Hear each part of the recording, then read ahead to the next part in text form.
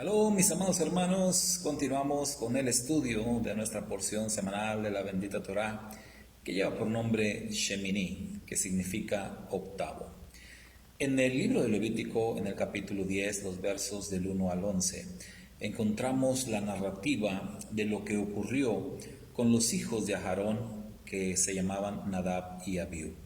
La escritura dice que ellos ofrecieron un fuego extraño delante de Adonai y entonces vino fuego de parte del Eterno que los mató, que los consumió.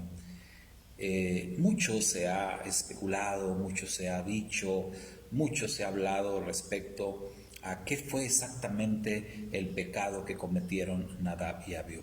Y yo no quiero hablarles de eso, pero yo quiero hablarles acerca de lo que pasó con Aarón, el padre de estos muchachos, el padre de Nadab y Abiú, hermano de Moisés y sumo sacerdote del pueblo de Israel.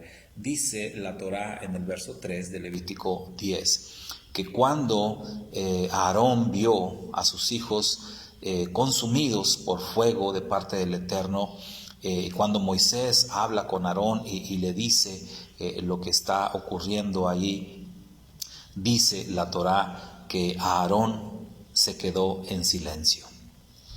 Y hay un énfasis ahí, Aarón se quedó en silencio. Y hermano, hermana, qué importante es esta actitud de Aarón. Y qué difícil también es esto, porque si te pones a pensar, son sus hijos quienes estaban ahí, son sus hijos quienes acababan de morir, son sus hijos quienes fueron consumidos por el fuego, y son sus hijos quienes de alguna manera murieron directamente ejecutados, por decirlo de esta forma, por la mano del Eterno, y este mismo Eterno a quien Aarón servía, a quien tenía que seguir sirviendo. Qué difícil debe haber sido para Aarón aceptar la voluntad del Eterno. Qué difícil debe haber sido para él superar este trago tan amargo. Qué momento tan terrible tiene que haber sido haber estado ahí, ser testigo de la ejecución de sus hijos por una falta que cometieron, es verdad, pero eso no quita lo difícil, lo complicado que debió haber sido para él toda esta situación.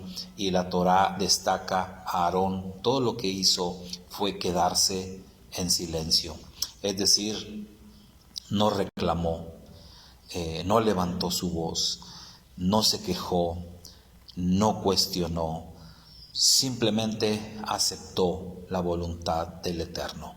Y más adelante veremos en la Torá, siguió sirviendo al Padre, y no solamente eso, sino que él tenía otros dos hijos, e inmediatamente sus otros dos hijos iban a ser también ordenados, iban a tomar el lugar de Nadab y Abiú, iban a tomar el lugar como sacerdotes.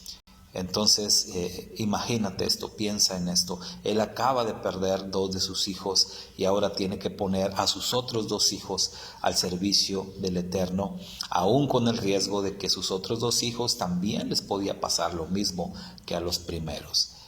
Todo esto nos hace ver a Aarón como un hombre de fe, un hombre cabal, un hombre obediente a toda prueba, un hombre sometido totalmente a la voluntad del Eterno, un hombre que obedecía hasta el sacrificio mismo la voluntad del Eterno.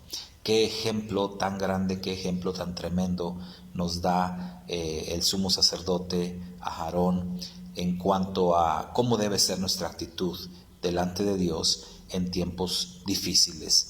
Qué ejemplo tan grande nos da de cómo debe ser nuestra actitud de aceptar la voluntad del Eterno cuando viene la tragedia a nuestras vidas, cuando viene una situación que parece que va a destrozar nuestra vida, cuando viene algo terrible a nuestra vida.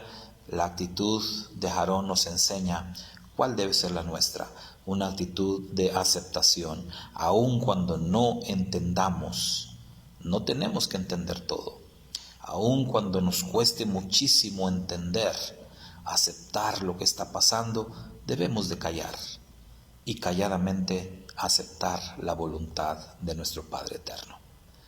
Que el Señor te bendiga mucho y que tengas un excelente día. Shalom.